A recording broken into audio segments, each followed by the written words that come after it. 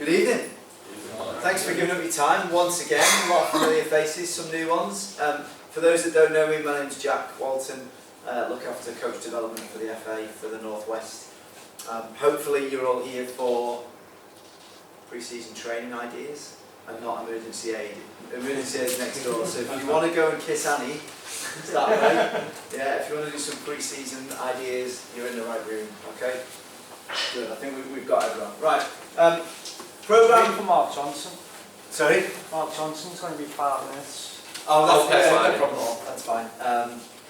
Programme for the night, we're going to spend just over an hour in here looking at some of the theory of practice and starting to challenge assumptions, challenge common practice maybe, and really generate some ideas and thought in here. 8 till 9 we've got a half of the Astro. I've actually got the lads that I play with on a Saturday afternoon coming in. We're meant to be training down in Sudley tonight. Managed to switch the training, so they've come in. So we've got a live demo of a pre-season, an example pre-season practice or session. They don't know what they're in for yet, so it should be quite fun. So those of you that brought your boots, I think we'll have enough, but if you're absolutely desperate to join in, be my guest. That'll last till 9. We'll then jump back in here, kind of bring everything together, and send you away with some resources and ideas of where you might go and find more stuff discussed tonight. Okay? Where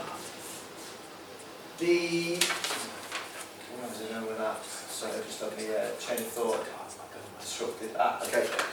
Outcomes for this evening. So what we're going to try and do is just share what knowledge we've currently got, because there's masses and masses within the room. We're looking at some evidence from the game of football, which I assume we're all working in, although we might work on other sports as well. This will probably cross over if you do coach in other sports, and we'll give you some practical ideas. Okay. Right, on your tables. So you've had a little discussion around that question, hopefully, or a thought at least about it. 2 questions to consider on there. I will give you 6 minutes. Off you go. Okay, time next. Starting at the back.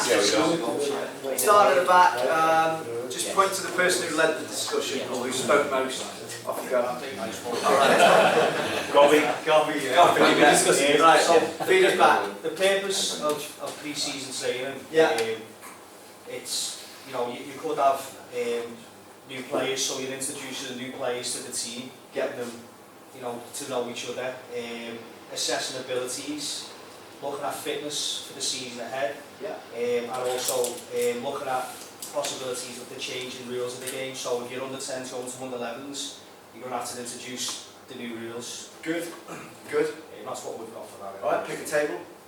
Table. Who's the noisiest one on here? Go on, Neil. Basically, I mean, most of what he said, but it was more like baseline assessment, and we just said it really depends on the actual age group you work in. Yeah, because very much. The lower you go, you're probably just focusing on still like just having fun, probably ABC. Yeah. And then as you go into probably professional game, it's your baseline assessment. Yeah. And then obviously to building your endurance, your strength, etc.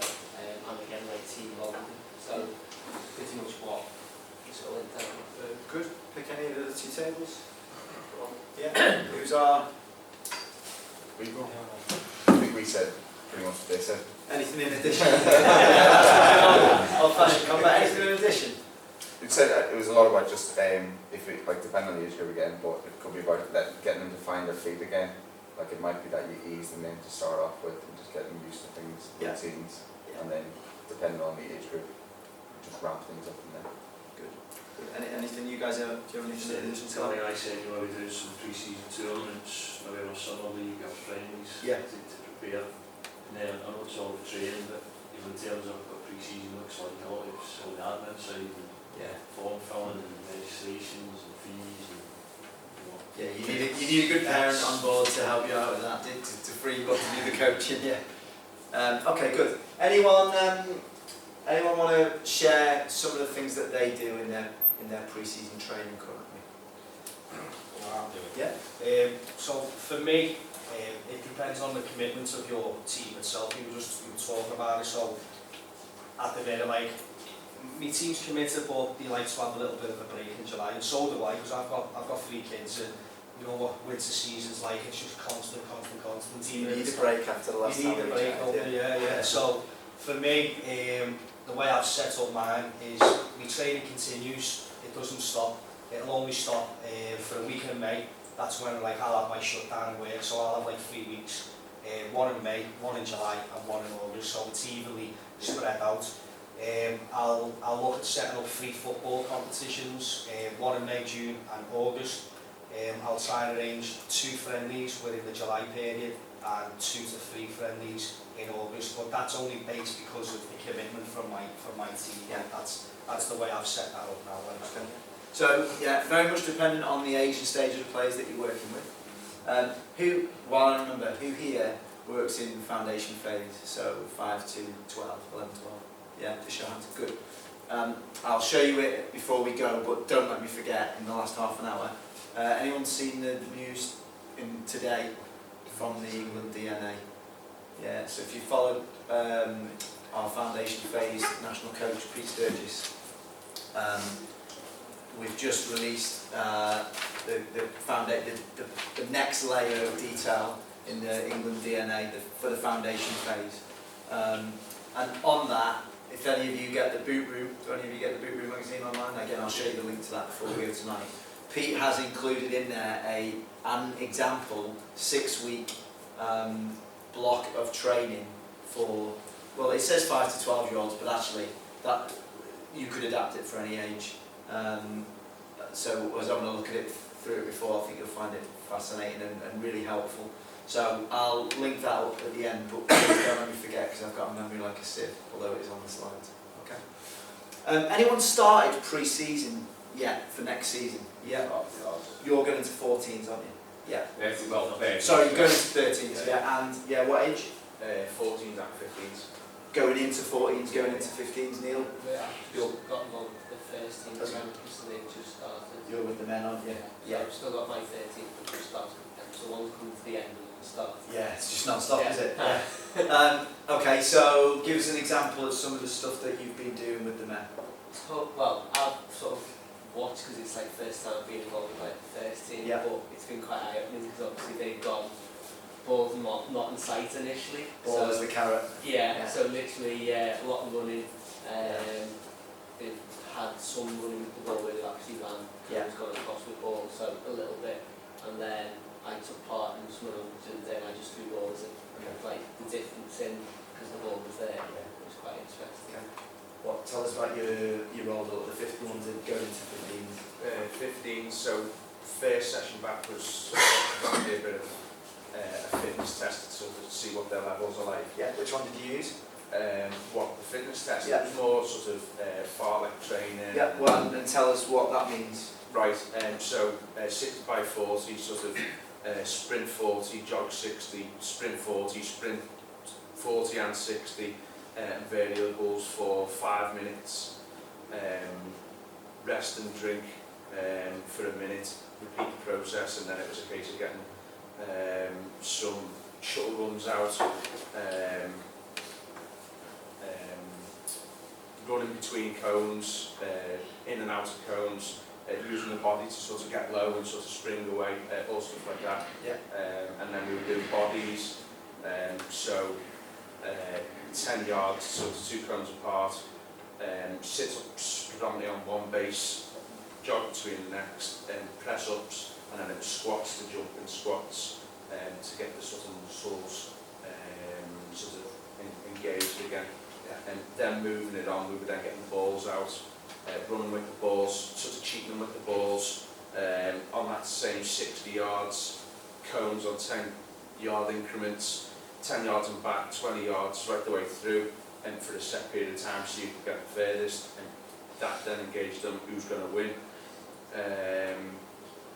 That type of stuff, and then we sort of moved on. Yeah, good. From the first question, what was apparent from the answers around the room was, does that look familiar to people? Before calling them on? Yeah.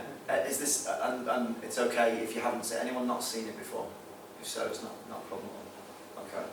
So, traditionally, where do you think we've focused in pre-season training? What's been which corner? Physical. Yeah.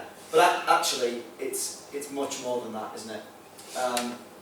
And the answers that we were getting back were very much based around building relationships, getting to know one another, seeing where we are, assessing the ability of the players, not just the physicality.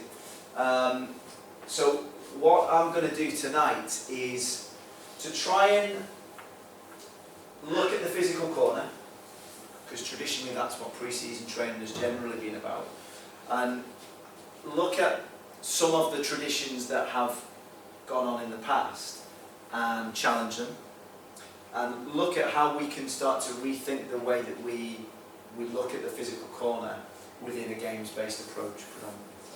Okay. So, does your pre-season look like that? Does that look familiar to anyone? Yeah.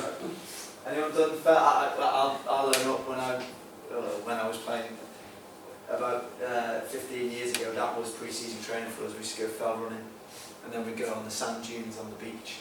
Yeah. Handy if you're playing beach football or going fell running. Okay. But maybe it needed to be given the state of the pitches that we were playing on. So that's not uncommon. You still see videos. I still see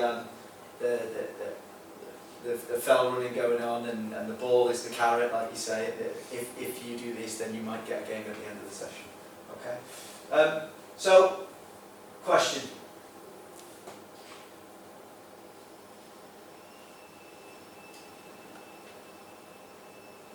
Anyone has a guess? For what we do, yeah. Oh, got it? That's what they need to be like. Right. Yeah. Really, the golf fella doesn't really matter. Who's the golfer? Yeah. Jimenez. Loves his Riaka and his cigars, doesn't he? Yeah. Seems to be fit enough. Has anyone seen his warm-up, by the way? Yeah. It's a thing of beauty. If you get the chance, pop it on YouTube. Miguel Angel Jimenez warm-up. It's like a dance with his golf club. It's incredible. Yeah, great answer. It's not a yes or no answer, is it? It's dependent on what they do. Could you say that this guy's fit? Well, is he going to make it on the front cover of Men's Health? Unlikely. So he's not necessarily fit for that, but is he fit to do what he needs to do in his sport? Yeah, you probably would say he is. So, when we're looking at pre-season, and certainly the physical corner, we've got to ask ourselves, what is it we're actually training for? Yeah? So are we training to run up and down fells and hills and sand dunes, or are we training to be effective at playing or being ready and able and fit to play the game of football? So, we're going to look at something called the principles of training tonight. For some of you, this will be second nature, you'll know it already. For some of you, this might be something completely new. I've put the word some there because there are arguments for and against different types of principles, if you like. We're going to come up with our own tonight, and we'll focus on a particular set.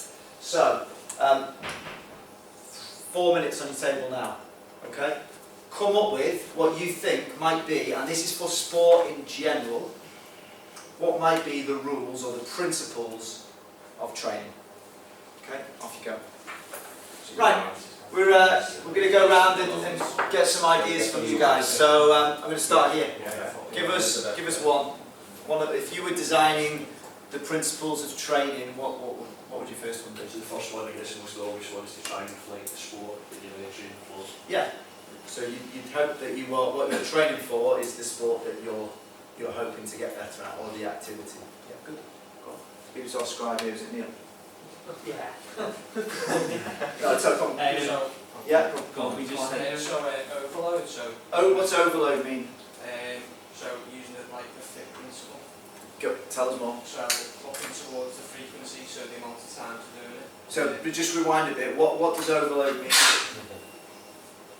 Putting pressure on, or like you've got going over the maximum, level of performance. So if it was a car, Yeah. maybe the rev limiter would be towards the rev. Yeah. Because what you're trying to do is, I thought of it as, if you're a younger kid, you work within your anaerobic system, but if you're an adult older, you want to push that to where you're then working your anaerobic system at Liverpool. But potentially, it Yeah. might depend on the individual, might it? Yeah. Okay. So frequency, intensity, Yeah. time and tedium. So how long they're doing it for, how intense it is, the time they're doing the session for, and are they getting bored? Yeah. Obviously, So- the free will drop down if we start getting bored. Okay, good. That frequency might be how many repetitions that they're doing, yeah, and the time might be the duration that they're doing it for. Yeah.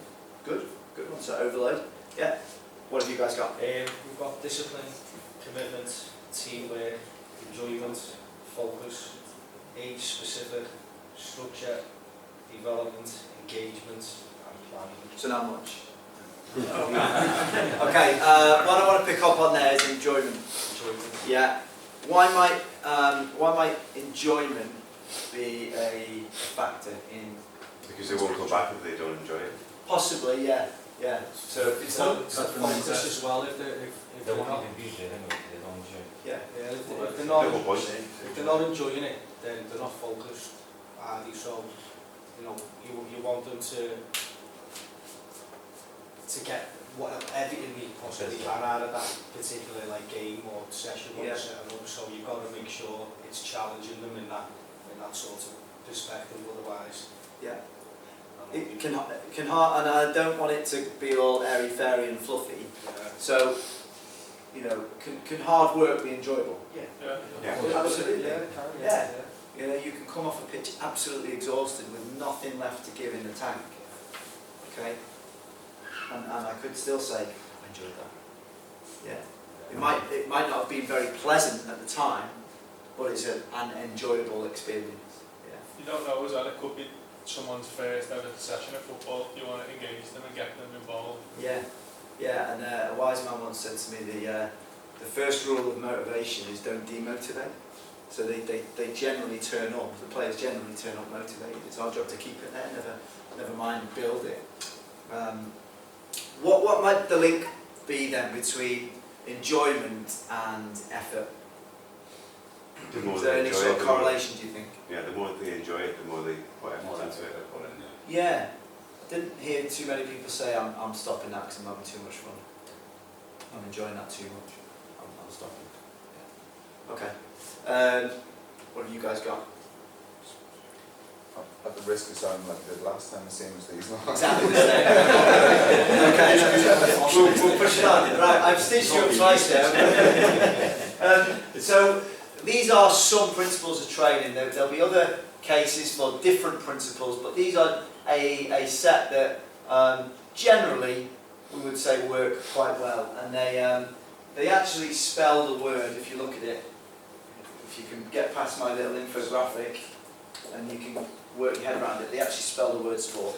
Yeah. So just like the guys have mentioned here, if we're going to get better at a sport, we probably need our training to be specific or have specificity to the sport itself. Okay. We probably need it to be progressive. So we don't just do the same thing for the sake of it. We're trying to build on it, and you'll do that naturally within the way you coach, I'm sure. Okay. Like the guys at the front here have said, there probably needs to be some sort of overload. So we need to try and stretch the players past where they currently are. Alright, so if we always do what we've always done, we're probably always going to get what we've always got. So we're trying to overload the players to stretch them beyond their current capabilities. Reversibility. That kind of means use it or lose it. Those of you who go and work out in the gym probably know all well about this. You'll do something and then you probably have a month off, and before you know it, you're 2 months back from where you started. And like the guys at the back said there, enjoyment, well, tedium is just another way of saying that. So we want to try and build some sort of engagement, excitement, enjoyment, and if we build that into our training, we're more likely to get commitment and effort coming back the other way. Tonight we're probably going to just focus on specificity and overload, okay? And but you'll probably see examples of how we're trying to avoid tedium within that, okay? So when we're looking at specificity, we need to be quite careful really, and I'll give you an example why.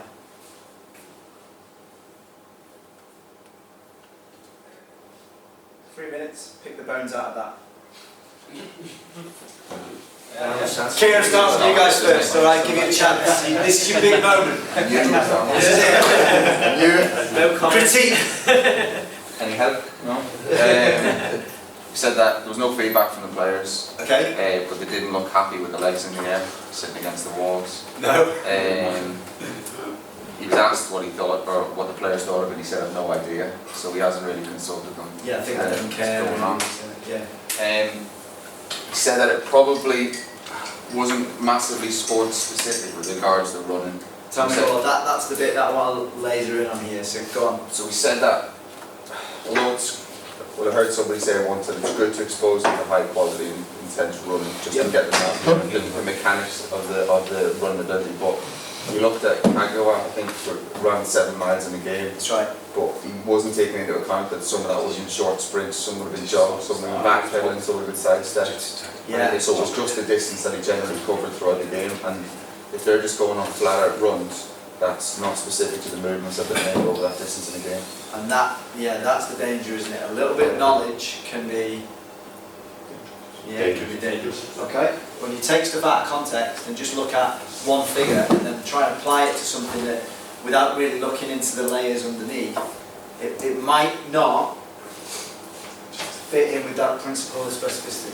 So if you want to get good at running 8 miles at one pace, what might you want to do? Marathon. Yeah, maybe, yeah. You might want to, okay, but I'm sure there's plenty of people that will knock me down and say there's different methods. Of course there will be. That being one of them. How many of you are time restricted with the amount of time that you're going to players? I guess no one here's got kind of 6 hours a day. You can get in with the sports science team and you get in the gym. What sort of time scales have we got with the players here? Hour and a half, generally maybe 2 this time of year if we're lucky, and if we're able to spend that much time away from home. So it's about squeezing the most that we can out of that time. Okay. So I'm going to break some of those numbers down a little bit for you. What I'm about to show you is, it's a few years old now. Source is, if I remember off the top of my head, soccerstats.net, and it was done on Premier League. So it's 11v11, it's the top level. So take this with a pinch of salt, and it might just open your curiosity about, well, what are the physical demands of the game for the players in my care at our level? Because it certainly won't be these, all right? But so if we look at kilometres, wasn't far off. 10k total distance. This is average, so there's going to be some extremes in there. 10k in the game. So that's just pure distance. So you could say, yeah, let's go and run 10k. However, if you break those 90 plus minutes down, what are they actually doing? How are they breaking that time up? All right. So if you're looking at high speed running here, so sprinting, roughly 10%, 9 minutes. Okay. Low speed running, so 14 minutes. Jogging, 23 minutes. Backwards running, 1 minute. Walking for over a third of the game, walking, and actually standing still for more time than they're sprinting. So once we start to look into the detail here, there's lots going on. Now, our man in the video might go, okay, well let's go for a 9-minute sprint, and then a 14-minute low speed run, and then jog for 23 minutes. Okay, so again, we've got to be careful with the numbers here. But they start to delve a little bit deeper into what's going on physically in the game. Now, let's look at speed and distance. So that total distance, okay, well it's actually 10 to 13 kilometres is your range there. So 2 to 3 kilometres is high speed running. 1 kilometre to 1.5 kilometres is sprinting, absolutely flat out. Think about that. This is the top level, remember, on a full-size pitch, 90-minute game, 1 to 1.5 kilometres of sprinting. That's not to say go and send your players for a 1.5 kilometre sprint, because they're not going to be able to do it for a start. But sorry. Does this include goalkeepers as well? No, it's just outfield players here, because I think they would skew the data quite some bit. However, if you started to drill down to this position specific, we would, what sort of differences would we expect from here? So how might that look for a holding midfielder compared to a fullback? Could be completely. Yeah. You'd expect, wouldn't you? Or a defender in the middle of a back three compared to a wing back. They're going to be really different, aren't they? So again, hopefully it just start to prod away at, okay, what if my players do have set positions, which yours might start to at 15 and beyond. All right, what are the physical demands for each of those players at that game? So what does the game demand of those players, and how can we start to tailor our training to meet that? Right. So what else are they doing? So this is number of actions down the sideline side here. So explosive actions. Over 200 explosive actions. So quick starts, quick stops. Okay? They're doing, that could be, they're doing 300 plus turns in a game. Again, please don't get your players and get them to just turn 300 times in one go. Alright? Up to 50 tackles or jumps, and up to 50 maximal sprints. So again, top level, but when you look at the game nowadays compared to the game 30, 40 years ago, anyone watch the old footage, it's significantly quicker. And even the advent of the ball boys on the side, getting the ball into play, has impacted on these sort of statistics and figures. Alright? So the sports science has developed, nutrition, like we were talking about before, has come on, which is just sending these numbers on a gradual incline. So, we're going to look at, we're going to start to do a little bit of practical planning around, we're going to, like I said before, we're going to focus really on overloading. Alright? So, as you correctly pointed out, how do we overload? Well, we can overload by the frequency, so the number of times or number of repetitions that we get the players to do a certain action. We can overload by the intensity, so how much effort they have to put in. The time, how long they're doing it for, or the type. Right? So that's what we might overload, and then how we might overload. Does anyone recognise that? Anyone recognise it? Just show of hands. Step. Yeah. And so this is all stuff that you've probably seen before, you're probably doing without consciously realising it. All we're going to do is go outside and look at manipulating. So if we change the space, what impact does that have? And we'll focus physically, but there'll be other returns in the other corners. If we change the rules of the practice, or the task that they're doing, what are the knock-on effects physically and beyond? If we start to change the equipment, so maybe the goal size, how does that have an impact on the physical returns? And then people, if we look at changing the ratios, so how many's out there, what numbers are playing, what numbers are resting, and we'll really start to dig into things like work-rest ratios and how they impact on the physical form. Alright. So, there's something to consider. Some of you might have seen this before. What you need to take into consideration is where your players are at, physically and biologically, as well as chronologically. Because there are certain windows for development. Some would argue the window for development is between birth and death. But there are certain times in players' lives as they're growing and developing where certain functions are more appropriate to develop and train than others. So, foundation phase, show us a hand again. Yeah. Endurance might not be appropriate for that age and stage. However, balance, agility, coordination could be right up there. We would probably argue is the focus there. Going up to your adults, Neil, it really, because many of them, not all, but many of them will be fully physically developed. So it could be down to actually the individual or the positional demands. Looking at, well, what do they actually need from these things down the left here? Okay. So just something to bear in mind. We've got a little bit of time now, and here's what I'd like to challenge you to do. And you can do this on your own if you want, or you can work with other people on your table. Have a look at the age that you work at. Okay, so wherever it is along this path here, if you work beyond, that's not a problem. Look at the yellow arrow, so refining.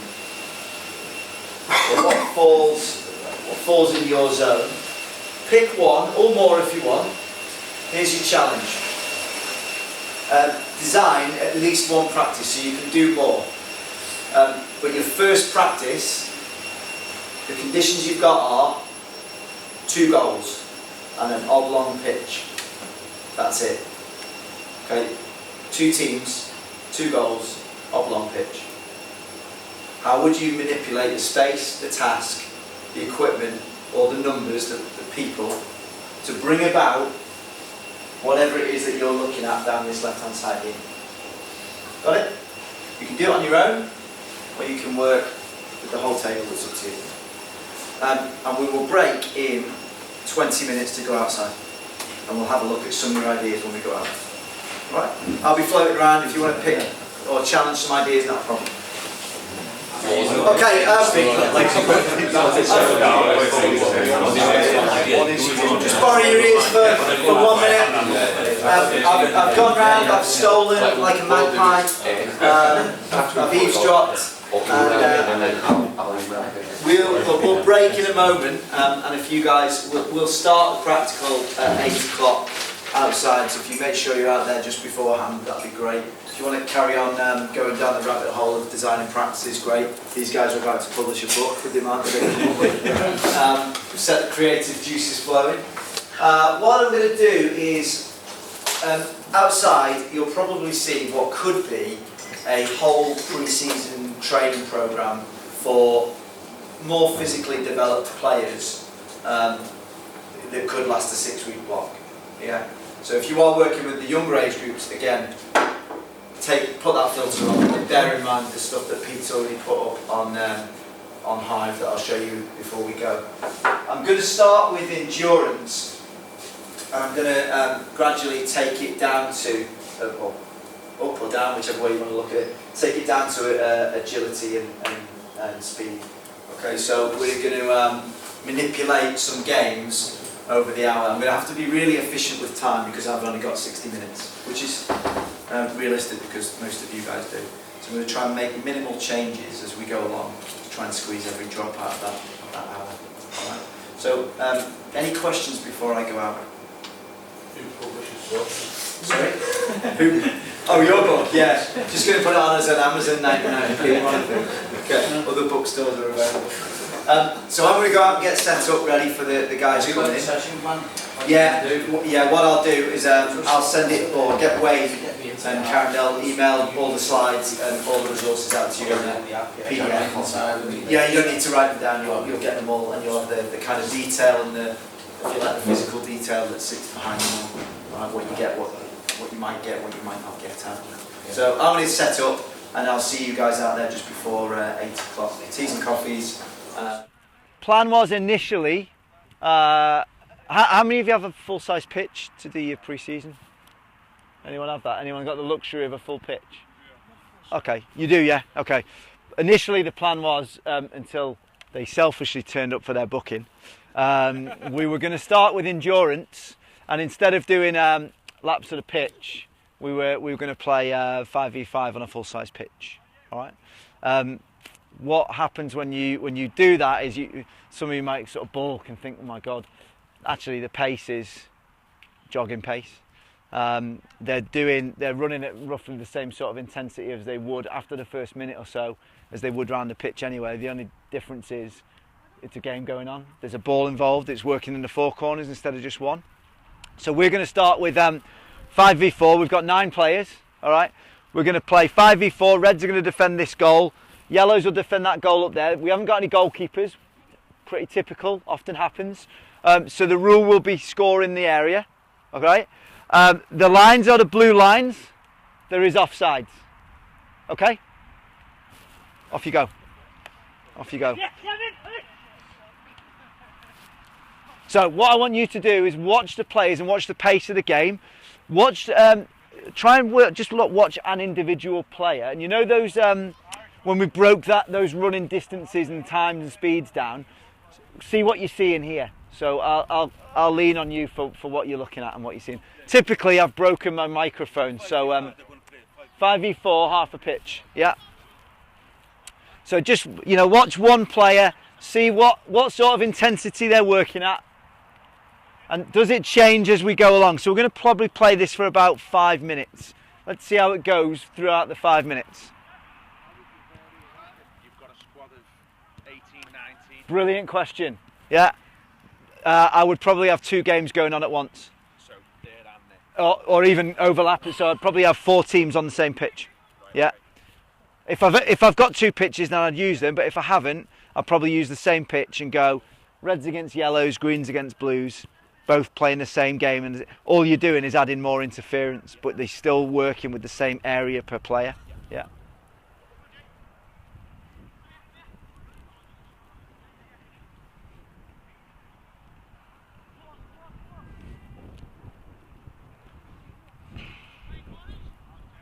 Yep, it's a game.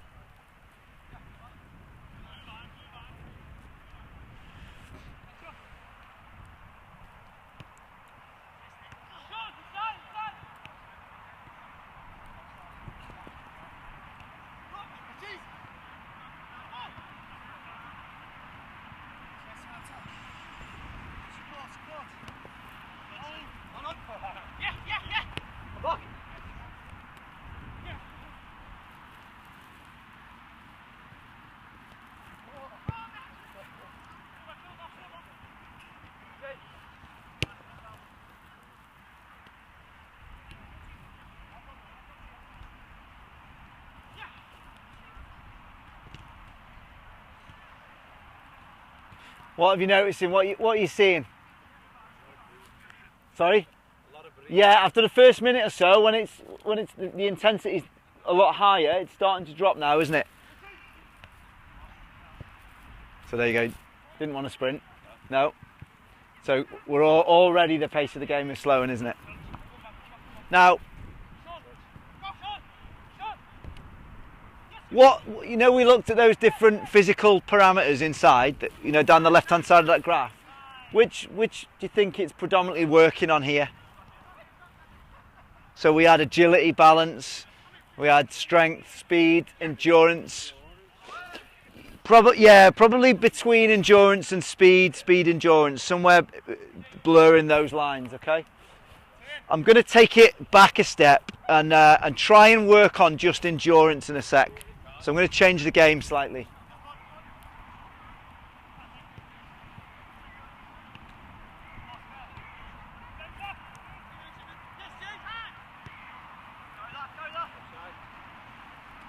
So there you go. I mean that was a fairly long sprint, wasn't it? Yeah. Okay, just pause there. Reds lose a player. Anyone that you want, but you can rotate every 30 seconds. So it's now 4 versus 4 and half a pitch. Okay? Same rules, 1-0 to yellows, yeah? 2-0. Oh, okay. So we're now taking 1 player out. So there's, what's that? My math, about 11% more area per player. So we're just playing 4 versus 4. Let's see how that changes. Should it change anything? Good question. So I don't know if you heard what I said, and we'll bring this up in a little bit. I've asked them to rotate every 30 seconds. Yeah. 3-0.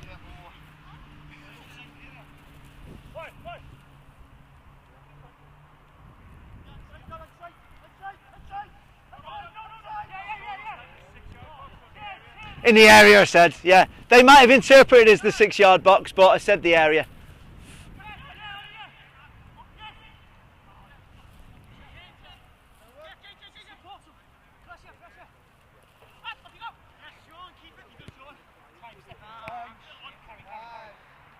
Richie, remember to rotate on and off, yeah?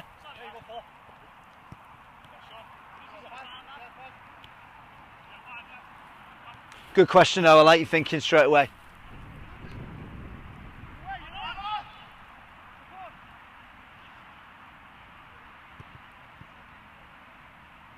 So you know when we looked at that, the picture of what the player does in the game, you're starting to see that now. That walking, turning, sprinting, jogging, yeah? But you might see it skewed towards one rather than the other now as the game goes on.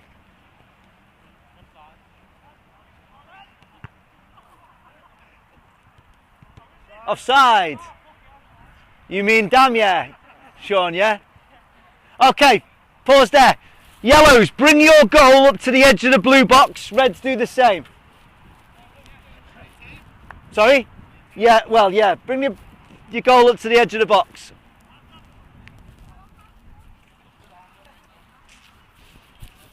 Jonah, do us a favour.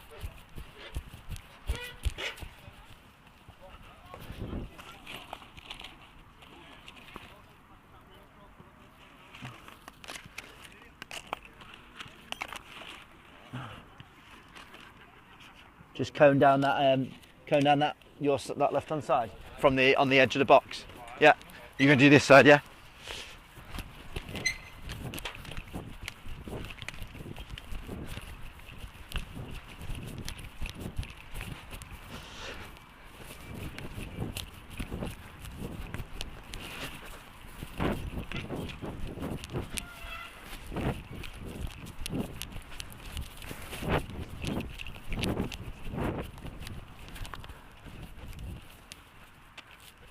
Okay, same game, Reds, keep that 30-second rotation going. Yeah, we'll see how you get on with that. Just changing the space now. Score from anywhere now. No keepers, score from anywhere. However, the ball must hit the net before the floor. So in other words, you can't roll it in. You've got to hit the net on no bounce to score. Yep, all the rest of the rules are the same. Okay? You're rotating on, right? That's okay. Sorry? So what I've said now, if you come in, we're not going to use that space now. So all we're doing is, guys, if you want to come in, I broke my mic. So the most important factor when you're looking at what sort of physical returns you're going to get out from a practice is the space. Yeah. So if we were to play the 4v4, 5v5 on a full-size pitch, it would be pure endurance. After the first minute or so, there might be a couple of sprints, but after that, it's because of the area per player, it's almost pure endurance. Was that offside? Okay. Yeah. So just keep watching whichever player you've been looking at and see what you'd start to notice now. Should you notice anything different?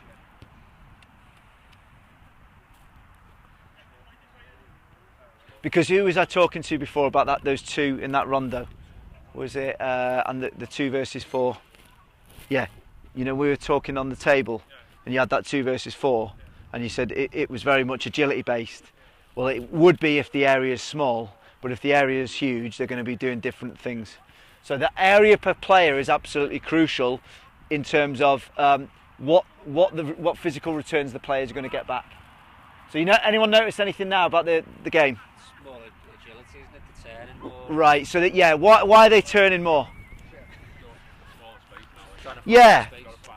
Yeah. If you think back to your chemistry days or your physics days, imagine the molecules bouncing around a box. Yeah. As you start to decrease the size of that box, they bounce around quicker and more often. All right. So just by manipulating the area, you will change the physical returns.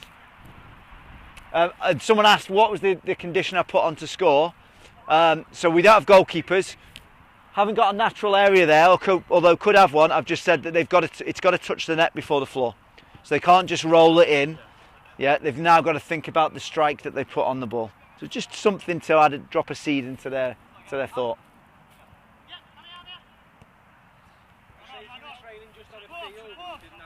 Yeah. Yeah. Yeah. So it might be that the ball's got across the goal line in the air. Yeah. Good question. Yeah. Yeah.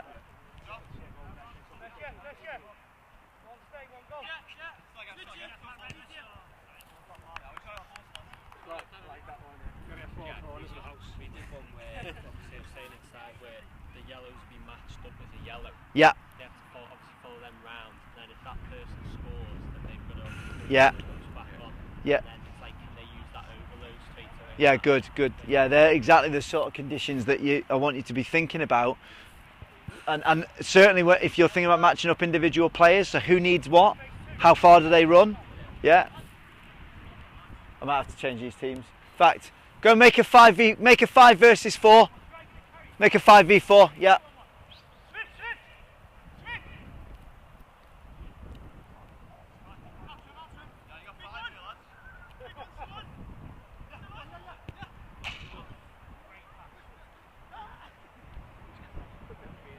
Richie, keep it as 5v4 for now. Yeah, keep it 5v4. I want to give you a chance. You wanted a rest, didn't you?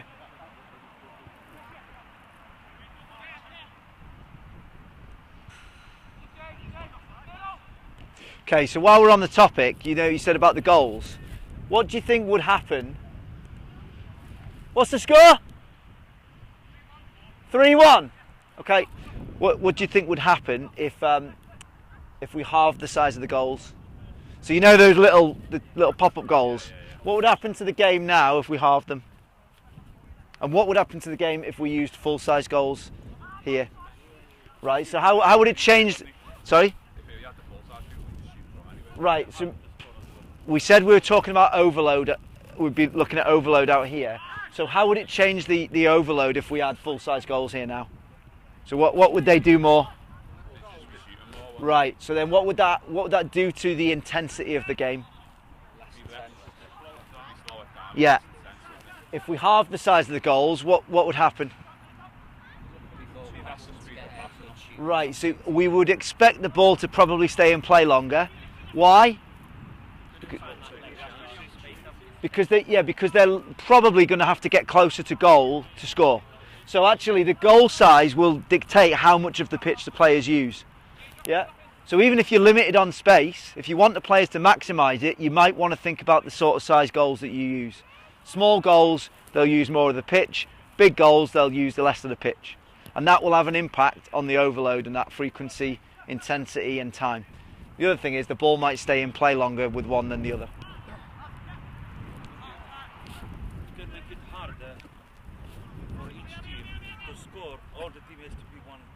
Yeah, yeah, that's where we're going. Yeah, so in a moment we're gonna drop that the area size down again. Have a look at what that does to the practice, and then we're going to start looking at different sports and what rules we can borrow from different sports and how that might impact on the physical returns.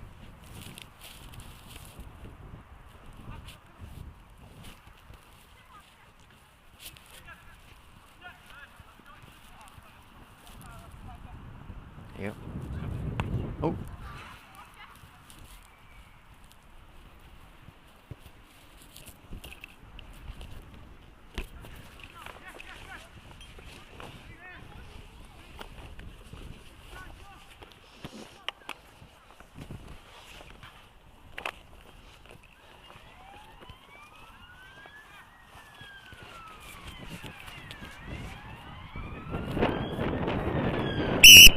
Okay, rest there. Drag the goals round, the mini soccer goals onto the edge. Drag the mini soccer goals onto the edge of the 18-yard box. So in a moment we're going to play in the 18 yards. So leave these big goals. Just drag the mini soccer ones onto the edge. Guys, do you want to follow over? All right? Hard work. Yeah, it is, isn't it? The thing is, no one's throwing blind to our TV. They're all like slow, like 4 legs. Well, yeah, that was the intention. I might have to swap it round. Might have to balance it out a bit. I thought I'd give you one more. And then one that out. Yeah. Just one person who could run in behind it. Have you? On the white, yeah, just on the edge. On the edge. We're going to play in the middle of the. We're going to play in the box. Goal to goal.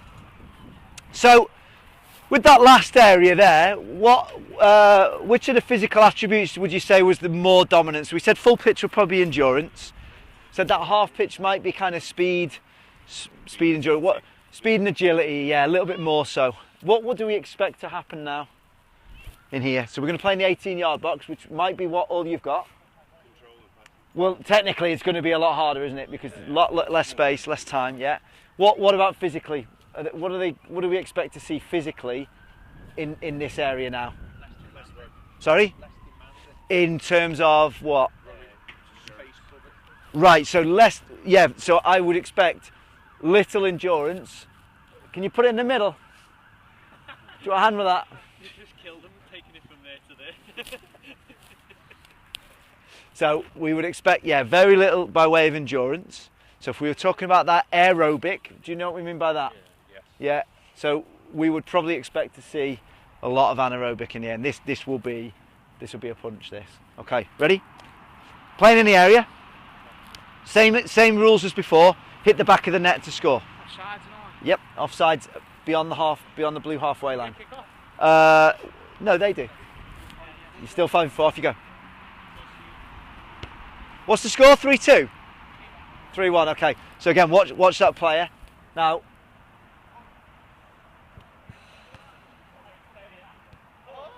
remember I said we're almost cramming a whole pre-season programme into an hour tonight. So, if we were to do this from the off, what would we see compared to maybe what we're seeing now? So look. Yeah. So although, there you go.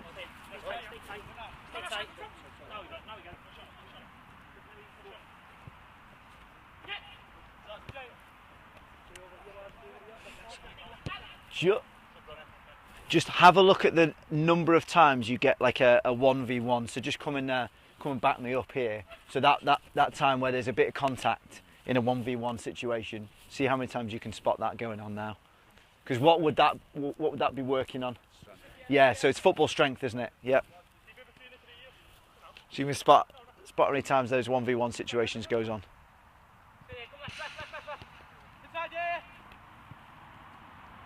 There was almost one, yeah.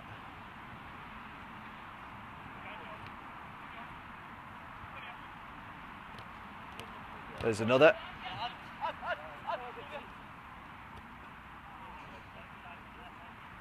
So at the moment, we'll come on to, you know that step, space, task. What's the other two? Equipment, people, good. At the moment, I'm just purely concentrating on space. Yeah, just to kind of show the differences as we break that or we change that space. Just while we're on that question, so we've played in an oblong, yeah, which is what the shape the pitch is. What would happen if we halved the width of the pitch? What might we get back from that? Yeah, and what would it? How might it force the players to play? Yeah, forwards often on one touch. Yeah. What about if we made it wider than it was long?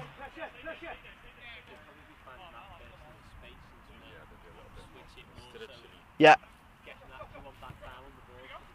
So if that is a way that you like your team to play, so you could start to think about how does the shape of the pitch and the width and length ratio, how does that impact on the way that your team likes to play football? So if you're a team that likes to be direct, gets it forward quickly, you might build into your training program a narrower pitch.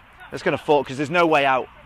If you're a team who likes to keep the ball and move the ball from one side to another and be patient, you might want to start thinking about the width that you train your players on.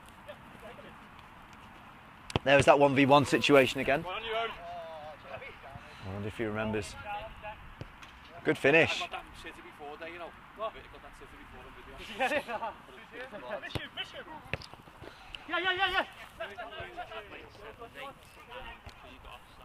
Yeah. Yeah. Yeah. We'll show you some ideas in a sec. I've just left me discs at the... Bring the balls and forget the discs. Oh.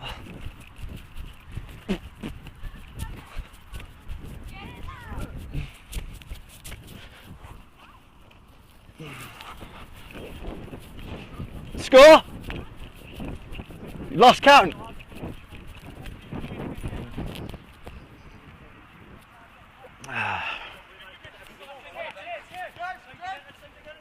Oh, Jonah, right, rest there. Get a breather. Anyone got a Fitbit on? Yeah. No? Okay. Have you? What are you at?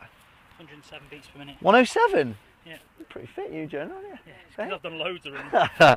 We did this, interestingly, with, I think it was a team in Somerset, I want to say Street. They were a semi-pro team anyway. And we hooked them all up. We borrowed some heart rate monitors from Bristol City. Hooked them all up and we played what we're about to play, and in 30 seconds we got the majority of them up to 200 plus beats per minute, which worried me because some of them were over 20, and if you take the old 220 minus your age, theoretically they should have been dead. Right. Looking forward to the next bit? Yeah? Right. That was about 220 minus me. Yeah, exactly. Okay, we're going to leave the dimensions for now, and for the next half an hour or so we're going to just manipulate some constraints in the game. So first one, so we talked about space. The next thing we're going to look at is task. Some of you already mentioned it. We're going to and we'll look at borrowing some conditions from other sports. Give me some of the most physically intense team sports. Give me some examples. Rugby would be one, yeah. Sorry? Gaelic, yeah. Ice hockey, right. What about ice hockey makes it so physical? Who said ice hockey? Yeah, why ice hockey? Right, why is it non-stop? Has anyone watched an ice hockey match? What happens with the subs? Roll on, roll off during play, and they will make 6 subs at once. So they've got a squad of 18, and that work-rest ratio, very rarely does a player stay on the ice for more than 1 minute.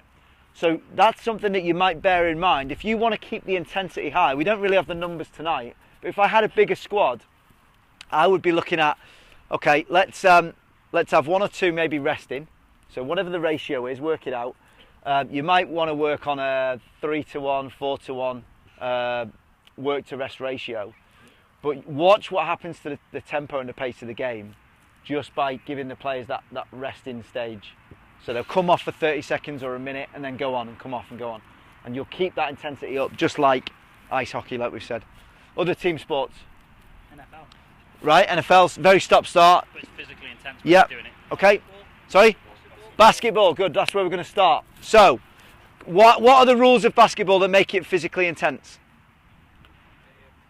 Well, it's interception in it, so once the player's got the ball, Yeah. release it and then it's up to the opponents to... Okay, so there's a shot clock. Let's have a go with that. But instead of shot clock, I find timing is a really difficult thing for a coach, and it can, unless you're happy to do that, or you might have a buzzer or something. We're going to do a touch clock, right? So play the game now. Once you get over the halfway line, you've got 5 team touches to score. Yeah. If you take a 6th touch, free kick to the other team. Still ball hit the net. All right. We'll come on to that. Yeah, good point. Question. Ball comes into me. Yeah, go on. Yeah, pass it in. Is that 3 or 3, that is 3. Okay. Team touches. Okay? So it's not passes, it's touches. We could do passes, but that might slow it down a little bit. I'm going straight in for the jugular. Off you go. It's only beyond the halfway line. Bit like basketball. Runner.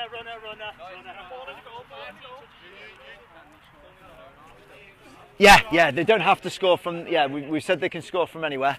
But if you want your team to get forward in numbers, then use that condition. Yeah.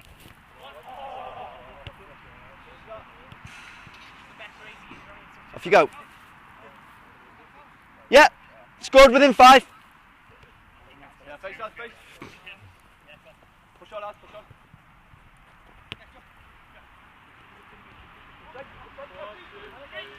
4, 5, good effort, good effort. So what does it do to the pace of the game?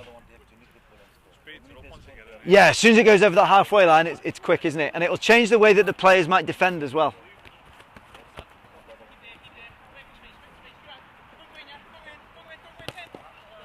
2.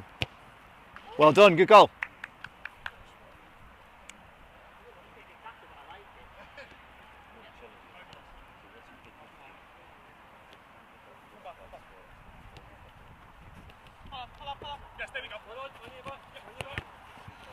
Okay, let's be a bit cruel. All right, 5 team touches total, no matter where you are on the pitch. 2, 3. Did you see what he did then when the ball come to him? Anyone notice that? What Jay did? Let the ball run across his body. Yeah, so these are nice little constraints that make the players think, and it might challenge them to do things tactically. So rather than take a touchdown, he let it run across the body, and he actually played the ball forward quickly. Mike, knowing him, he probably wouldn't have done that without the condition on. Yeah, 5 total team touches. Easy for me to say.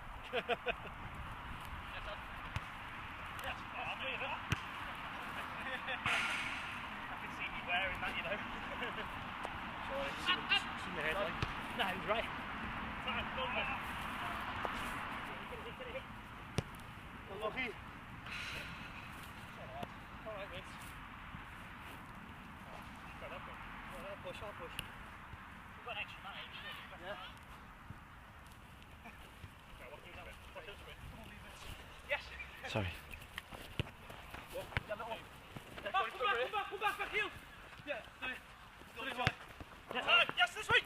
Offside. Offside.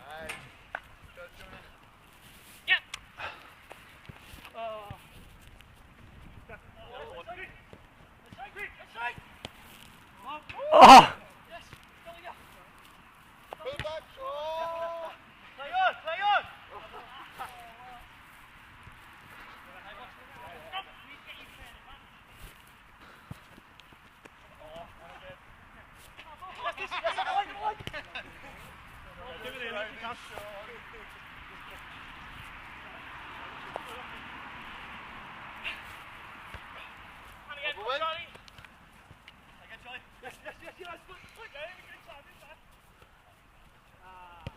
Score? What is it? You're winning, you sure?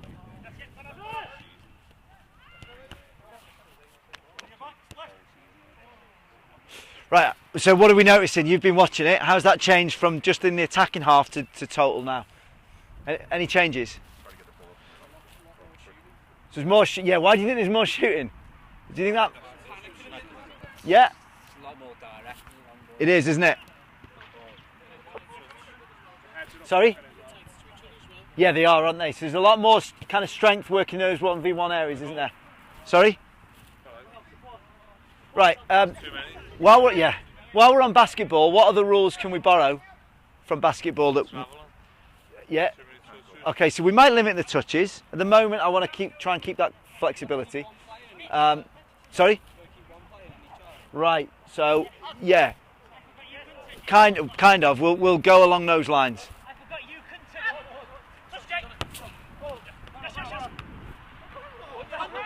Great block. Like it. Right, rest there. Rest there. Have a breather.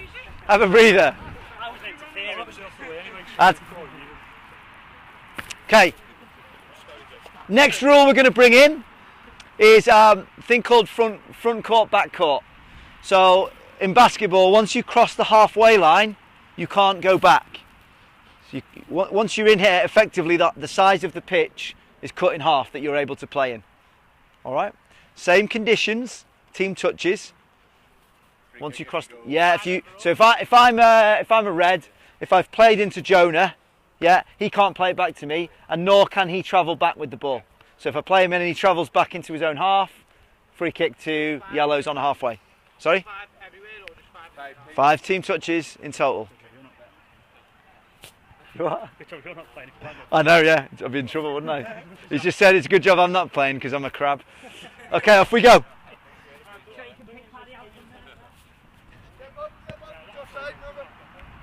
Right, so there's 3 or 4 times that's happened now, and I'm aware of it. and it's not the way. It might not be the way that I want my players to play. So I'm already thinking, how am I going to condition that? Okay, so that you tell me what restrictions. Okay, so I've set the thirds up, good spot. Yeah. So you could put, yeah, the old classic no overhead height. Yeah. How do you expect this to change from what it was 2 minutes ago? The fact that you can't come back into your own half, because that didn't happen once anyway. It didn't, but it's the option in their head, and actually it's probably more relevant if there was a goalkeeper playing. But I'm trying to layer this up to my next one, which is something that you've already mentioned about players playing out. Yeah. Oh, Rich! From downtown. Oof.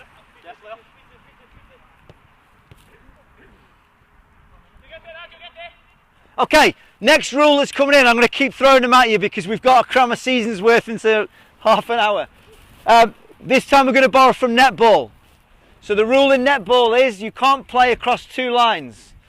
So you can't play from the back third into the front third. Got it? Yeah. Still the same rules. So if Sean's got the ball in the back third, he can't play to anyone. You can dribble, but you can't play that direct pass that goes over two lines. Yep. Okay. Still 5, 2 lines, still halfway. We're throwing the rules at you. That's 3. Go on, Red Bull.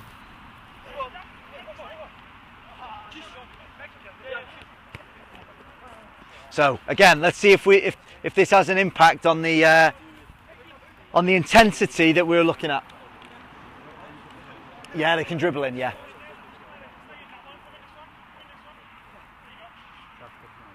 Yeah. 2, 3, 4. Still in. Well played.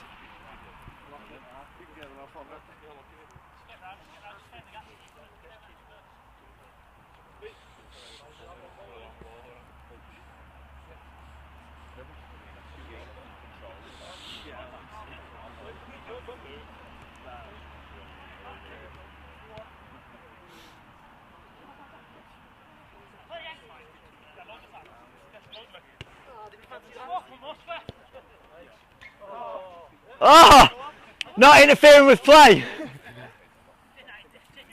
So it's starting to have an impact now, isn't it? Yeah, the ball's staying on the deck a lot more. It seems to be staying in play a little bit more. And actually, this is really hard work. This is tough. This. Don't underestimate what they're putting in here.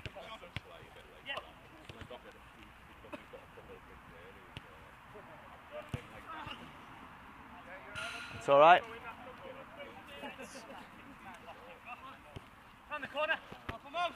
And rest, just have a rest, have a breather. I want to keep you guys on life support, okay? We've got 25 minutes left, you all right with that? Yeah, okay, just have a breather. So we're still in, so we've looked at space and now we're delving into how we can change the task to bring about different physical outcomes. So the next rule, and somebody's already mentioned it, and so what you might start to get is those social loafers. Do you know what I mean by that? Yeah, the ones that are happy to let everyone else do the work. Anyone got them in your teams? Yeah, Steve? Yeah. So we've seen it already. I'm gonna bring in, I'll bring it in one at a time, okay? So we'll stick with those. In fact, you can have as many touches as you want now. All right. So those team touches are gone. However, the playing across the two lines is still in play. All right. So the team touches are gone. You can have as many as you want. Yeah, playing across the lines isn't though. So you still, the netball rules are still in. Yep. Right. So social loafers, they'll happily do the little bit of work and let the players do when they've won the ball. Maybe let the attack go on up the pitch and not move. So in a game, what we'd probably want our players when we're high up the pitch, we want to be ready to press if we need to. Yeah. So your goal only counts now if all of your players are in the attacking half. Yeah, got it? Yeah. All right, Reds, you can start with it. Off you go. You're a step ahead. Yeah, so good question here. So the question was attacking half or attacking third. So how would the attacking third change things? Well, we'll try it. Yeah, it might do. It would definitely encourage it, wouldn't it? Because there'd be space behind.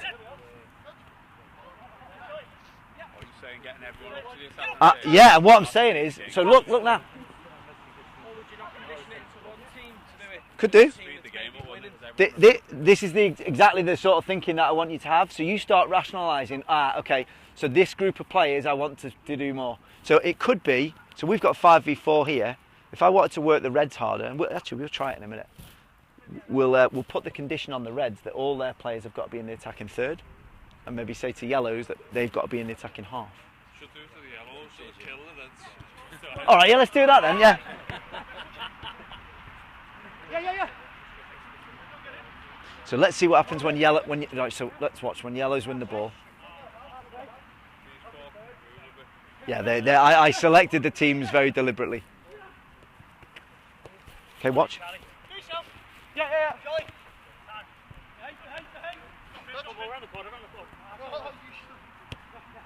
Is he in? Oh, yeah, okay. But you might find, if he's 10 yards back, what has he got to do? Yeah, do you know what? If you think about the four corners, social corner, if he's just scored a cracking chip and he turns around and his teammate's not out, he's getting it. Yeah. So you don't have to worry about the rules. The social pressure will do the hard work for them. You don't have to shout at them. Yeah. The constraint to the game will force them to work hard.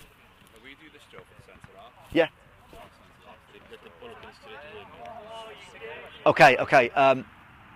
So you've now got so we've talked about the social loafers at the back. What about the social loafers at the front? How cool. Yeah. So how many of you got forwards who don't track back? Yeah. We played it. Our lads played a game last night, and it was 3-3 in the end. And I looked up. We nearly conceded a fourth. Our left forward blocked a shot on our goal line, and I looked up, and 3 midfielders were 40 yards from goal. So that was an interesting discussion after the game that we had. Yeah. So, okay, pause there. How is it? Are you finding it? Yeah. Tight. It is tight. Yeah, that's deliberate. Okay. Right. We're going to run through a scenario with you. Right. Let's say Reds are on the attack. Yep. And you've lost the ball. Yellows, you counter-attack and score. Okay. For every red that is still in the attacking half, when that goal goes in, adds an additional goal on. So let's say at the moment, so just come this side of the halfway line, if Yellow's got it, won it and scored, Adam, you'd obviously be in the attacking half for it to count. So that goal wouldn't be worth 1, it would be worth 3. Got it? We're going to start at 0-0. Start at 0-0. Yellows, you can have it. Yeah, no, go on, yeah, you can go back. We'll loosen off on that one.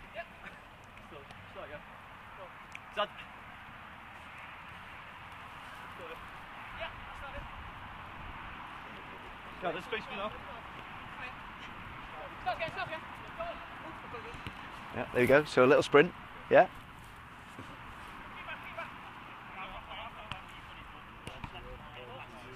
Yeah. So you're getting the physical returns, but actually you're building it in with some, well, they're having to communicate. There's some tactical decision making going on. Ooh. There we go. Along the floor. So I haven't had to tell them, and what's happened there, we've just got, well, they've just done a doggy, haven't they? Yeah. So what I'm actually trying to do is, just use on the spare ones, it's all right. What I'm not saying is there's no use in doggies. Yeah, there's definite physical benefits, isn't there? But if we can build those sort of physical things in around a game and hide them, A, they'll probably work harder, and B, there's a little bit of relevance to what they're doing in the match. That recovery run. Yeah. What's the score? 0-0.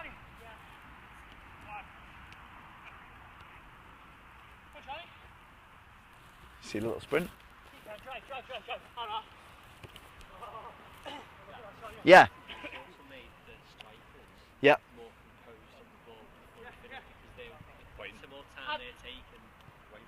Yeah, it's almost like, oh, and my mate's behind me, yeah. But yeah, but it's not me telling them to sprint, it's the social pressure that's forcing them to do it.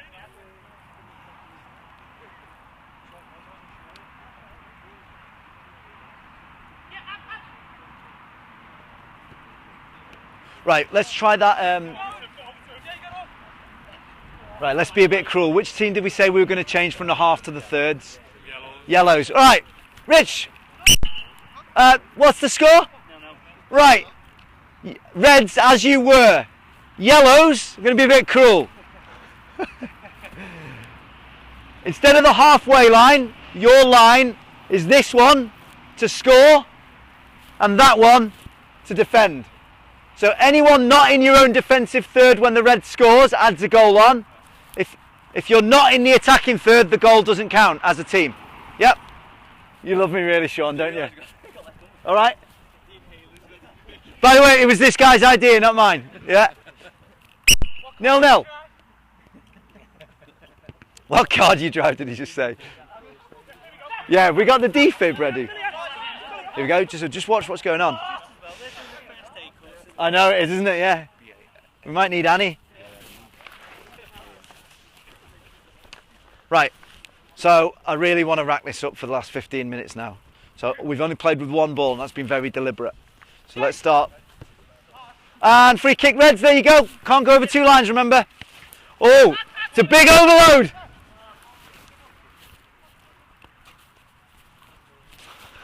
You all right?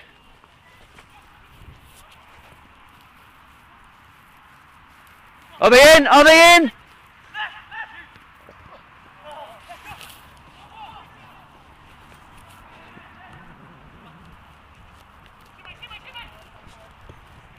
There you go, there you go.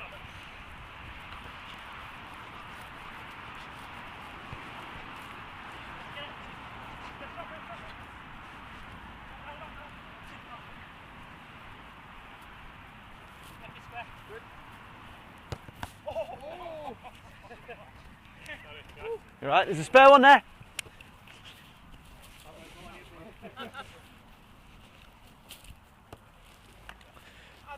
Right, let's have a think a bit. So all I'm going to try and do now is get that intensity now as high as I possibly can for the last few minutes. So we've talked about basketball, we've talked about netball, we've had a little chat about ice hockey. Futsal. What does futsal bring, rule-wise, that might... Yeah. Right, okay. Yeah, well, it's 4-second kicking. Yeah, we won't argue over semantics. Still 0-0? 1-0 to use. Okay, who's played futsal? How long have you got to get it back in play? Right, so once the ball goes out of play, the other team have got 4 seconds to get it back in. Otherwise, turnover, free kick. 1-0 Reds, same conditions. Play.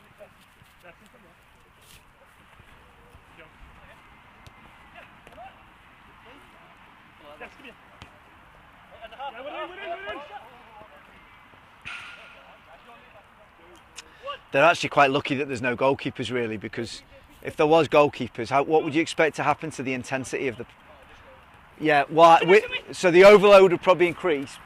So the intensity, yeah, well maybe not the intensity, but how might the time and the frequency change if we had goalkeepers here?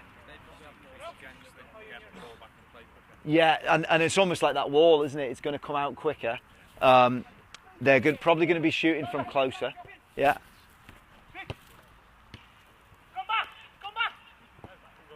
We scrapped that one, Sean. Sorry. I know I've thrown that many at you. That was offside. Red ball, yellow ball. 3.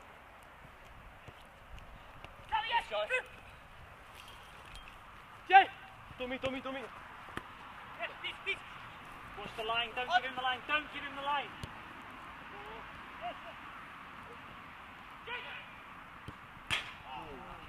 Oh, are they all in? Let's go. Push. Are they all back? So this could be worth 4 if it goes in.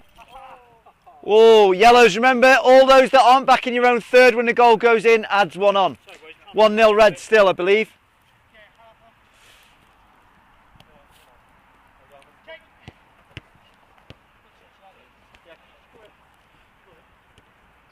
Okay, scenario then. Let's say you've got 15 players, which isn't out of the ordinary, is it? You might have something like this going on, for example, 5 versus 5. What might you do with the other 5 players? So if we're thinking about we want to keep the overload high and increase that intensity. Could be, yeah, going on. Right, you could have roll and roll off, and that's one thing I really want to stress is, like, we've battered these for most of this hour, and it's hard to keep the intensity up. So that work rest ratio as well as the space, if you take anything from tonight, they're probably the 2 most important things. Size of the area, work rest ratio. These are just the little additions that we're building in. But let's say so we've got 15 players, 3 teams of 5. So your work rest ratio is 2 bits work, 1 bit rest. So you might rotate on and off. But how could you use the rest players to increase the intensity in here? Outside. Right, okay. So let's have, is anyone able to be a wall player, and just maybe if we had sort of 6 people who can just act as a bounce player on the side. So if so, just dot yourselves around the outside of the area now. 4 seconds. Oh, yeah, yellow ball. There you go, get it back in. 1, 2, 3. They're not seconds, they're half seconds. Play, off you go.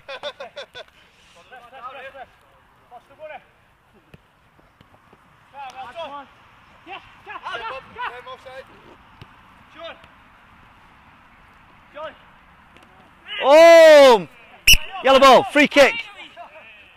Right, freeze there, Charlie. Right, you'll notice that there are some players around the outside of the area. Yeah, they are bounce players. So we'll just go the touch line to try and keep it real. Just go touch line, Wayne. Just keep it real, not the goal line. Right? Wheel, Wayne. Okay. You can bounce the ball off those guys at any point. Wall players, if we can kind of dot some balls around you, and you can make sure that they get it back into play quickly. Yeah. So you can bounce off these at any point, and they're also they'll get the ball back in play. It was a yellow free kick, yeah. Still the same conditions. Okay. Your free kick, wasn't it? Yeah. By the way, it's kick-ins from the side if you want. Pass in or dribble in.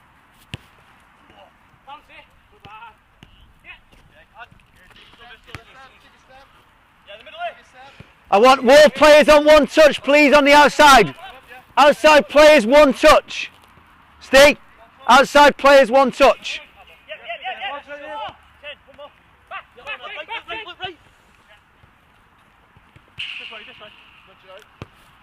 Yeah, why do I want them on 1 touch? Yeah, if they dilly-dally on it, it slows down in here, and I don't want that. Joy! He's done with it.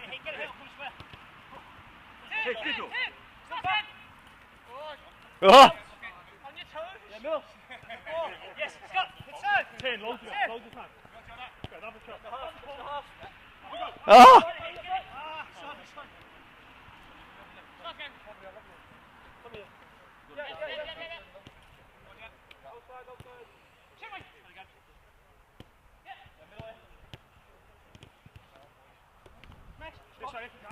So we've almost got that ice hockey scenario now, haven't we? The ball's just not going out of play. Yeah. So if you wanted to really get a good burst on, this is one way that you might do it. The ball's just staying in play, and the intensities, they're struggling to keep it up now, aren't they? You might score here. Sorry? It is non-stop. It's brutal, actually.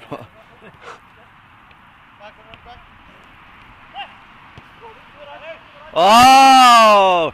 Oh, we're 3. What's the score? 4-1 Reds, yellows. I had money on you.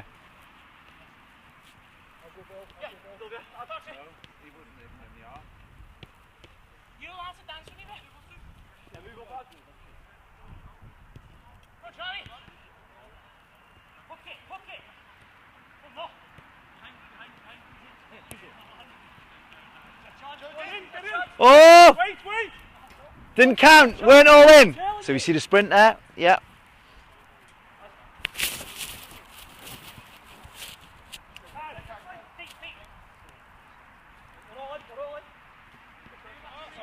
Always give it away, Steve. Get it in play, get it in. There we are, we're in.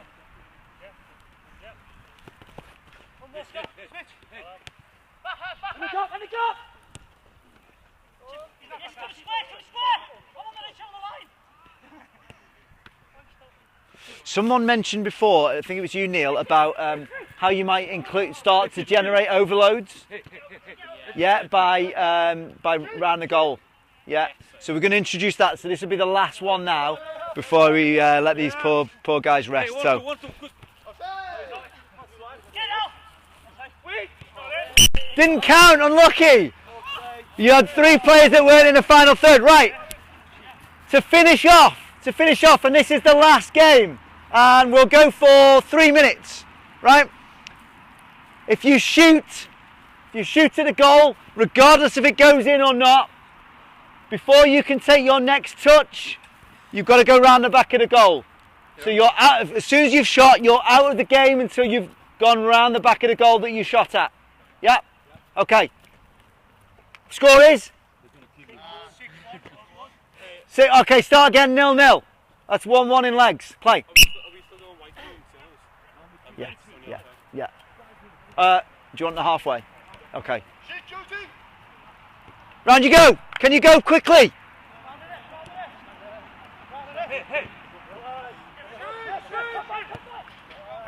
Right, just freeze there. I've been a bit cruel on yellows. So yellows, you're back to the blue line now. Let's even this up. Even it up. Okay, ready? Button you go, off you go. So they're back, yellows are back to the halfway instead of the final third.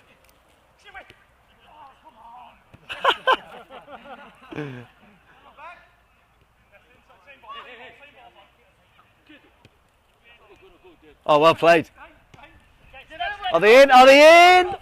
Oh, he wasn't in. Great finish, but it didn't count. Your teammates weren't in.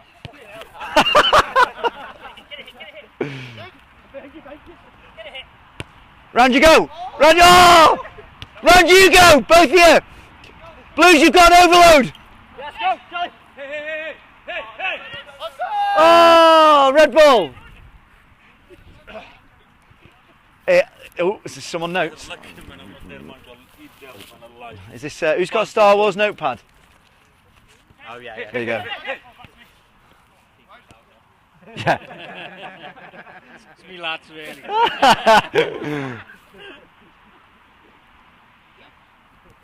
Yeah. Exactly. Yeah. Use the force. Pre-season, you will. Are they in?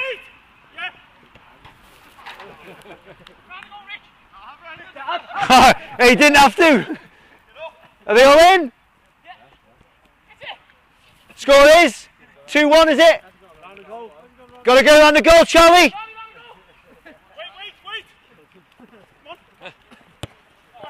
Oh, is that a corner? Go on then.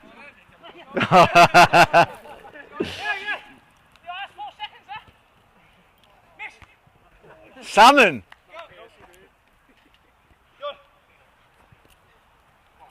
Okay, there was actually one last condition. I'm just going to see if they'll let me try it. And I've never tried this before, but you know I challenged you to come up with agility in the game. I'm going to try. Okay. I've got an idea that I want to. Right, last. I promise this is the last one. Right. Can I borrow the ball just to demonstrate? So the pitch is broken into thirds. Yeah. If I'm a red, if I play into Rich, okay, I must enter a different third before I can receive it again. So I might be in here. Let's have the ball. If I play to Rich, I might have to come back into and receive here, or if I'm going to receive it in the middle zone, wait there. So if I play to you, I've got to get into another third, but I could get back into here. Yeah. So if you play to a teammate, you can't get it back in the same third unless you've visited another third. Got it? Yep. It was not. It was red ball.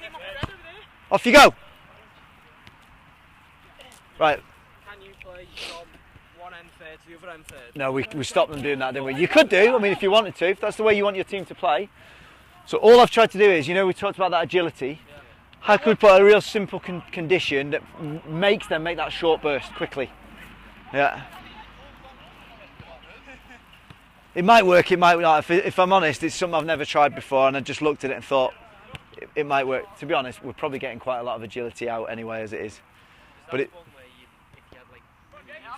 Yeah, yeah. Oh, round you go! Yeah, yeah. You almost agreed. Yeah. Are they in? All in. Well played. Score 3-2, is it? 3-2 Reds. Last minute. All on the ground. Round you go, Sean. Gaelic footballer, Rich. Correct. Well done, Rich.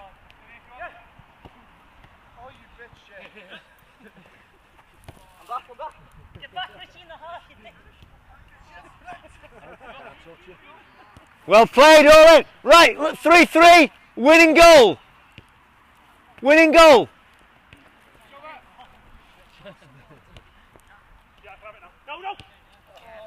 Ooh. Are we time, yeah?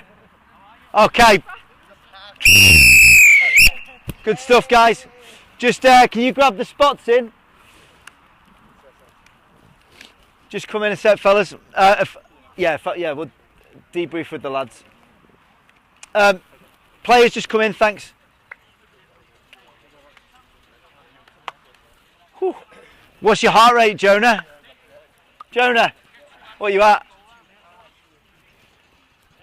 It's actually flashing. Yeah, is it? Yeah, broke it. Okay, but players, before you get off, just come in a sec, because we're getting launched off the Astro here. Oh, there must be another team on.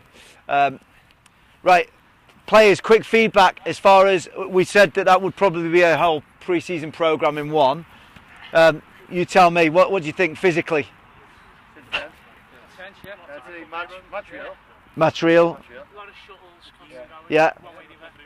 You know something, I thought it went up, but then eventually you can't keep that pace. That's the thing, you cannot keep that pace up. Right. Having done pre-seasons for like 12, 13 years, yeah, you dodge them as much as you can, the running. Do you know what I mean? Unless you're fit, you think, can I dodge this bit here? Or, yeah. And there's the keen ones who are bombing out the front, and like someone like me thinks, we'll just stay in the pack. But in that, you're getting fit without really realising you're doing it. Yeah, yeah, cheers. Yeah, we'll just continue that discussion down by the speaker if that's all right. I'll just grab my camera. Alright, Jonah, just carry that on for us. So, reading between the lines, where once there might have been a hiding space. There's no hiding space because at the end of the day, you're letting your mates down, aren't you? 5-a-side, it's obvious. Funny that, because that was one of the things that we spoke about, wasn't it? About that social pressure. Yeah. The halfway line rule was realistic. It was like playing offside, but defence and attack. Yeah. So it stops any laziness. Yeah, and that came from the coaches here. That was their thoughts on. If we were going to stop our defenders from just hanging back, imagine that. Likewise with our forwards, if we were going to encourage them to actually help out, there might be some social conditions. I'd also say pre-season, you can take your brain out sometimes, can't you? Yeah. You just take your brain out and put them in your boots and run in your trainers, whereas in that you've got to think, am I over this halfway line, or what can I do, or can I have that look around over my shoulder? You're thinking as a footballer rather than thinking as an athlete who's just running around. Yeah. So really, can I ask a question? Do you think stuff like that was quite age defending? Yeah, 100%. Yeah, like so where would you think you sort of go to that level? I'm thinking at that level is more towards. I mean, you can do it with any age, but to maintain that intensity, you're looking at physically developed players. Not that you couldn't work that with younger age groups, but just be mindful of that. Like I said on the sideline, those work-rest ratios is really, really important. Yeah, and if you can start to plan for them, just a little search on the internet for the different physical returns you'll get from work-rest ratios is something I would encourage you to look into. Keeping the ball as well, like a 13, 14, Often, yeah, and often that ball is, like we said, the carrot, the bit that you get if you behave. Well, actually, all we've done is condition games. You tell me, we've done a few pre-season sessions now. How does that compare work-wise in 1 hour to what we've done so far?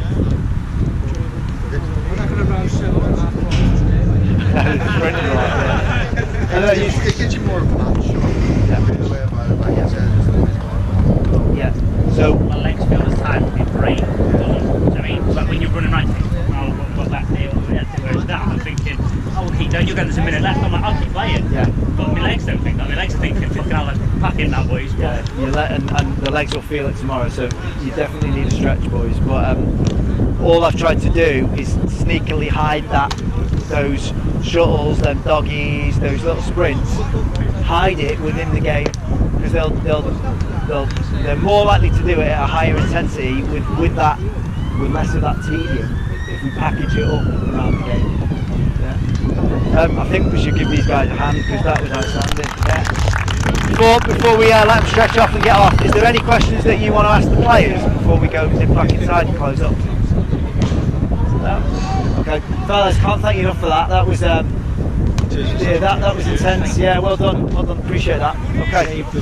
Yeah, so these guys, because they were going to be doing the running.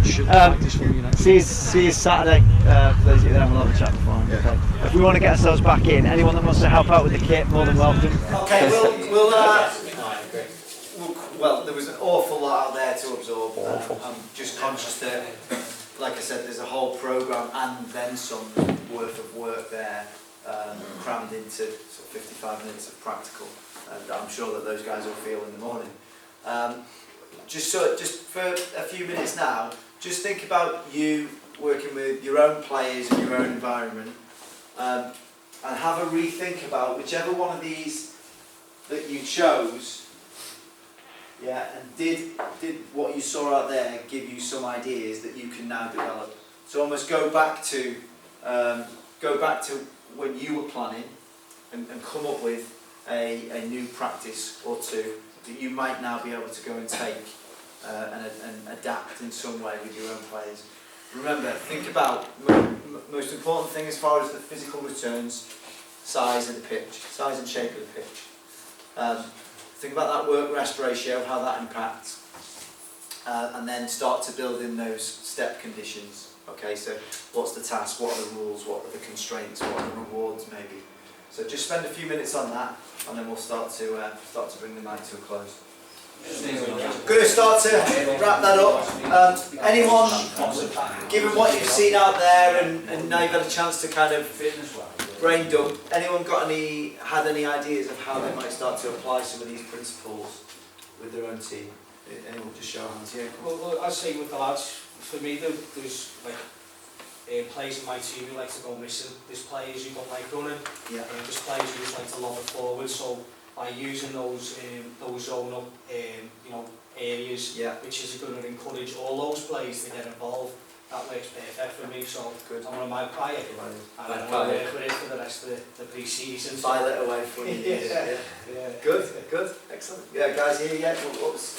I was just thinking, if your philosophy is not trying to press, I know it's fitness and stuff like that, and you want to try and get the best out of it, but if you want to play to your philosophy where you drop off and let them have the ball at the back, then you can condition it in different ways. Obviously you need triggers then to when your whole team's going to press, and then we just come up with a basketball rule if he's in a zone for more than 3 seconds, is it? If you're in the queue, you got to get out. Like it. You know what I mean? Like it. Sort of good, and I'm really glad that you started with that, because that's all I've done is show you loads of ways that you might condition games and use areas and rest periods and so on to manipulate the physical returns. Your job now to take it onto that next level is to think about, right, how can I apply these to further bring about the way that we want to play the game. So your team, drop off, don't press early, press late, maybe hit on the counter attack. So now you start to condition the practices to build that in. That's fantastic. That's also trying to get it as a team involvement, because obviously the first time when we started off with a new challenging us to put it down as a team, so we've obviously come up with that and seen the way people that passing Yeah. play back. And what happens often is when we get to day one of the season, yeah, we play the first game, we're really fit, but tactically we're not very good. Because if all we've done is that and ignored these three in our pre-season preparation, then we'll be physically prepared for a game that we're not ready to play yet.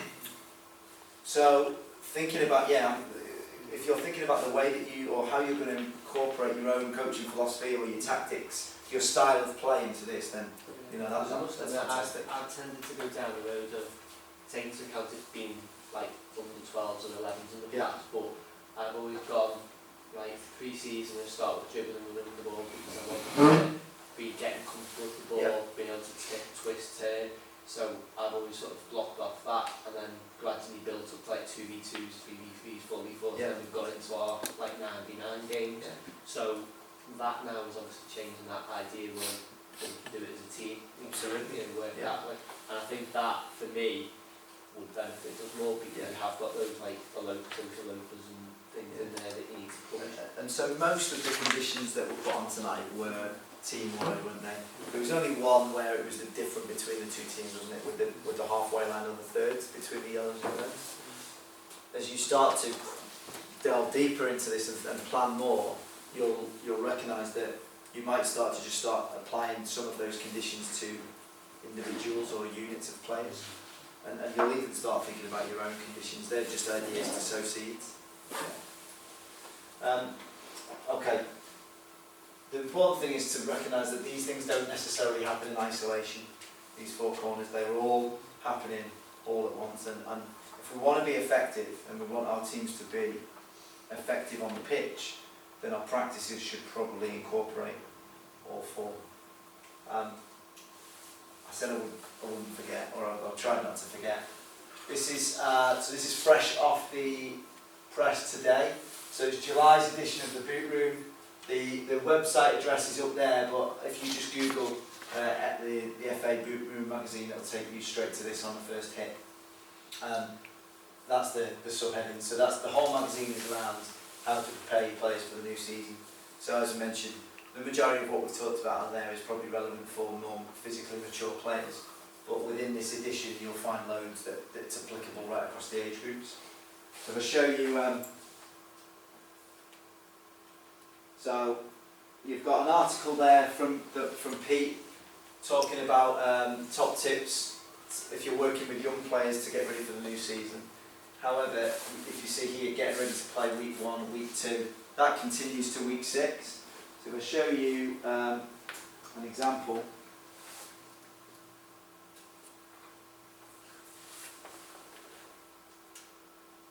So you'll see in there some discussion, practice, 2 practices, 3 practices, and so on. So you've got three practices for each week. So you've got almost like an 18 practice program there. And I would be willing to bet, although this is focused around 5 to 12s, if you look into it, it will be more than applicable to you in your environment with your players. Each one has got a focus around the England DNA, which may lend itself to the way that you want to play. So this one this week is focusing around mastering the ball, or this practice is around mastering the ball. So hopefully that is a useful free resource that you can use to your heart's content. And then the next thing, or the last thing I want to show you is, if you aren't in there already, so again, another free resource, Hive Learning, which is one of our partners. Is anyone in this? Yeah. FA coaching community, yeah. So the topics of conversation are starting to come around pre-season stuff. And if I look in the topics here, we'll see.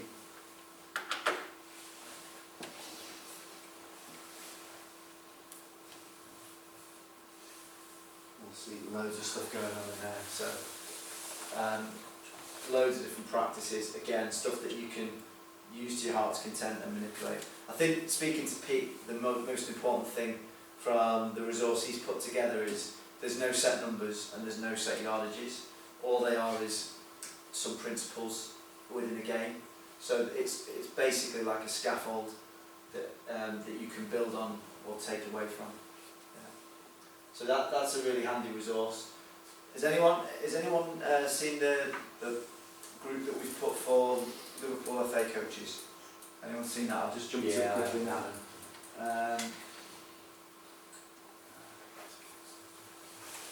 We need to change that pic, Wayne. Oh, you look lovely there, mate.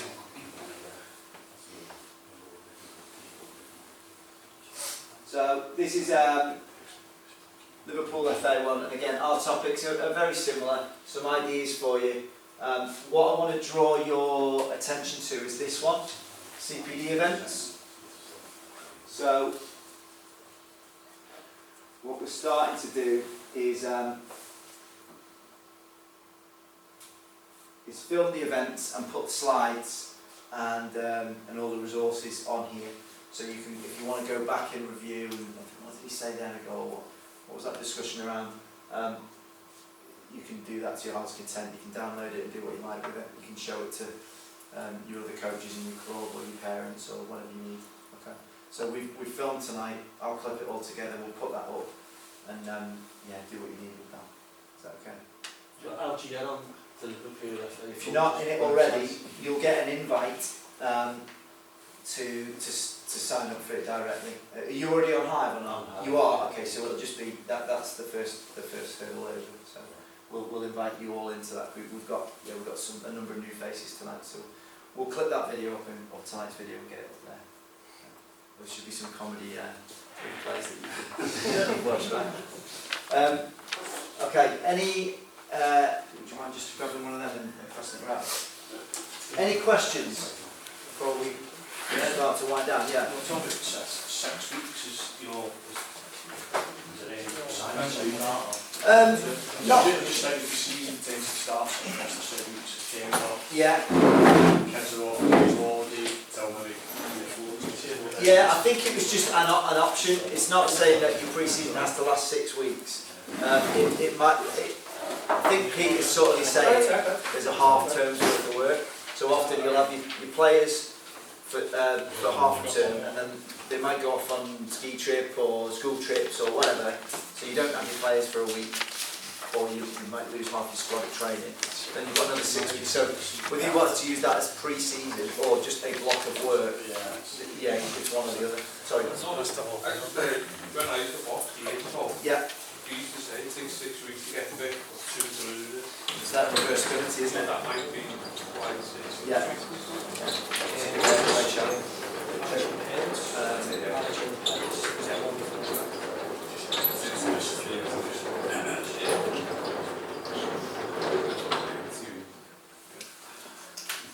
So, yeah, if there's a form coming around, if you wouldn't mind taking a second to fill it in.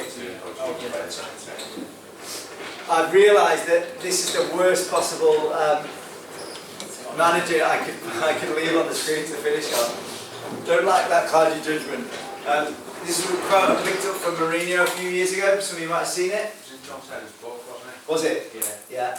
Yeah. Which I thought was quite applicable, given that what pre-season is often for. A lot of us might have experienced.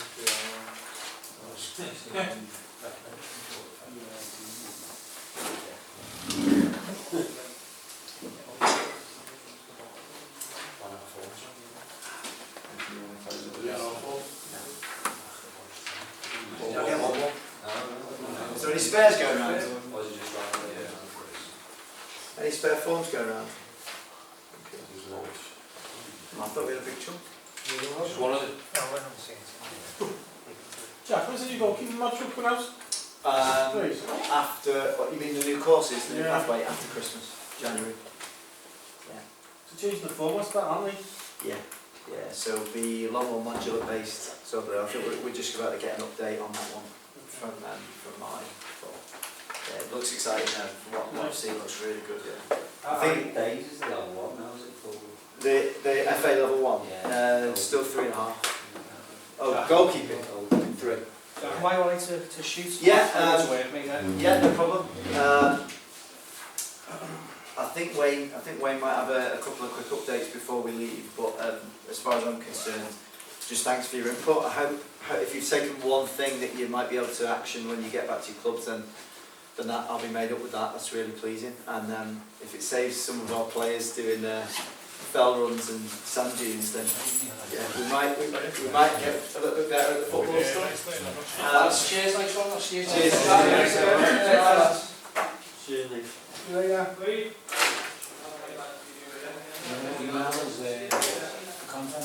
Yeah, so as well as the invite to the Hive group, I'll send you the slides and all the practices with the kind of physical stuff in it as well. Yeah, we'll get that. Wayne, anything from you before we close? No, just thanks for your time and effort tonight, boys. I think it was really good. As I say, the CPD nights are designed around you, so we're going to sit down next week, 2 weeks, and put the next set together until the end of the year. So if there's anything burning that you really want to do or whatever, then just send me an email and we'll see if we can design something around it accordingly. So, but no, I enjoyed it. I hope you did as well. So thank you, Jack, for doing it again. It was good. Thanks to the guys who put the shift in.